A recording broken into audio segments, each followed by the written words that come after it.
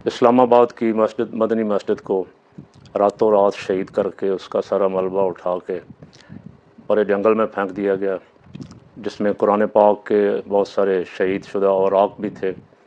उलमा ने अगले दिन एहतजाज किया, शोर पड़ा।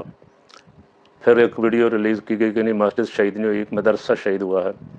50 मस्जिदें ऐसी हैं जो JUI वालों ने ज़ियाउल हक़ के दौर से लेके, क्योंकि वो हर दौर में हुकूमत में रहे, मुशर्रफ दौर में भी रहे, तो उन्होंने 50 ग्रीन बेल्ट या सरकारी जगहों पर कब्ज़ा करके मस्जिदें बनाई हुई हैं। ये प्रोपेगंडा किया गया 50 मस्जिदें गिराई जाएंगी, माअज़ल्लाह। एक गिरा दी गई, शहीद कर दी गई, और वो संभाला नहीं गया हुकूमत से। दबाव अभी तो शुरू हुआ था ना।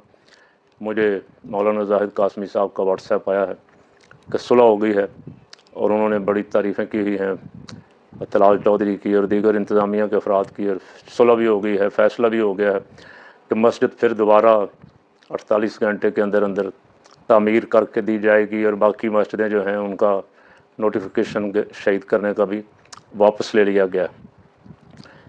ये एक इंक्वायरी तो होनी चाहिए थी। उलमाए किराम से मेरी गुजारिश है कि ये इंक्वायरी तो होनी चाहिए थी कि ये किसके आर्डर पे मस्जिद शहीद की गई है, और इसकी हिम्मत कैसे हुई पाकिस्तान, ख़ुसूसन इस्लामाबाद जैसी जगह पे, जो आते जाते जब भी कभी जाना आना हुआ उस मस्जिद के सामने से हमारा गुज़र होता रहा। कई सालों से वो मस्जिद मौजूद थी।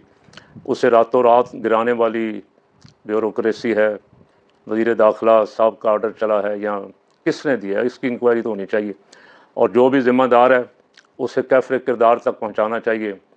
पहले ही नवाज़ हुकूमत पे ये इल्ज़ाम आते हैं, ये जब भी आते हैं, इन्होंने लाहौर की बहुत सारी मस्जिदें सड़कों की तोसी के नाम पे शहीद की हैं, बहुत सारे मज़ारात शहीद किए हैं, लेकिन लोग, बदकिस्मती है, जिस तरह इसके लिए खड़े होना चाहिए नहीं होते।